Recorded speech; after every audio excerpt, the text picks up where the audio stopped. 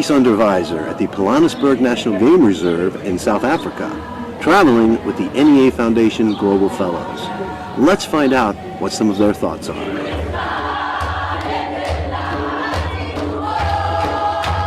The most impactful thing for me on our trip to South Africa was visiting the Constitutional Center in the jail. Seeing where the prisoners were held for their minor offenses and how horrible they were treated really opened my eyes. The most eye-opening experience that I have had so far is going to the Christ Church School in Johannesburg, where I witnessed such a spirit of community and unity within the students and staff of the school. Every time I go abroad, I'm amazed at how similar we are. I don't see the differences as much as the similarities anymore. And that in turn helps me just see the humanity in other people. I mean, it was uncomfortable at times to see people living in the type of poverty that we witnessed.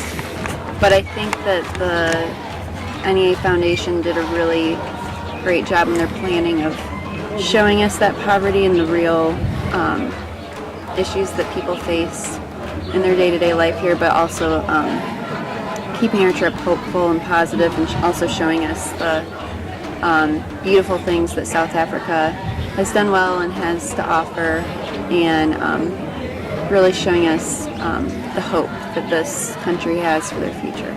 There have been times where things aren't comfortable, but I think that in order to grow, we need to not be comfortable. I think the biggest impact is working with my colleagues.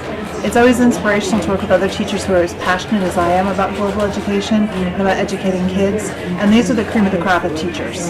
We tend to stick together as art teachers, like almost like a herd, so I don't always get to talk to other teachers who are nearly as passionate about education as I am. I was pretty amazed at the difference between the very abject poverty that we saw and then more of a middle class basically right next door.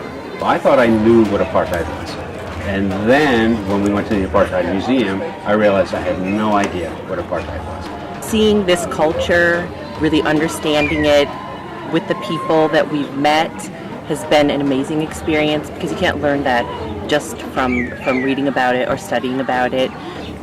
Well, interestingly, I think that the African cuisine has a heavy vegetarian component, so I do try to eat mostly vegetarian, and that's actually been really wonderful to engage in African cuisine because of the different spices and the different fruits and vegetables, and it's been a really wonderful experience.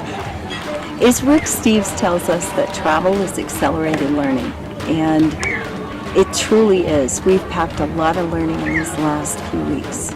I have a large number of students that have no contact with the outside world, outside of Montana's border, so I do my best as a teacher to infuse it with culture from all areas, whether it be Asia, Latin America, or now I can add Africa to the toolkit. It's going to be awesome.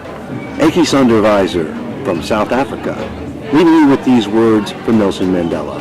You can start changing our world for the better daily, no matter how small the action. Until next time.